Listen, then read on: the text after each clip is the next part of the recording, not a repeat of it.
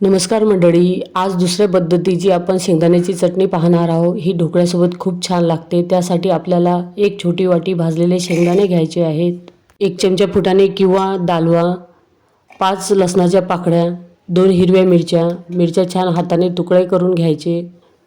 इथेच आवडीनुसार कोथिंबीर घालायची, 1 चमचा साखर, अर्धा चमचा मीठ, ज्या वाटीने शेंगदाणे घेतले होते त्याच वाटीने 1 छोटी वाटी दही। आता हे मिश्रण मिक्सरमध्ये फिरून घेऊ। इथे आपले मिश्रण छान बारीक झालेले आहे, पण आपल्याला चटणी पातळ पाहिजे त्यानुसार आपल्याला शेंगदाणे घेतले त्याच वाटीने 2 वाट्या पाणी इथे मोजून टाकायचे आहे। आता ही पेस्ट छान एकत्र करून पुन्हा हे मिक्सरमध्ये फिरून घ्यायचे आणि याची छान मऊसूत पेस्ट तयार करायची। तर इथे आपली शेंगदाण्याची चटणी तयार आहे।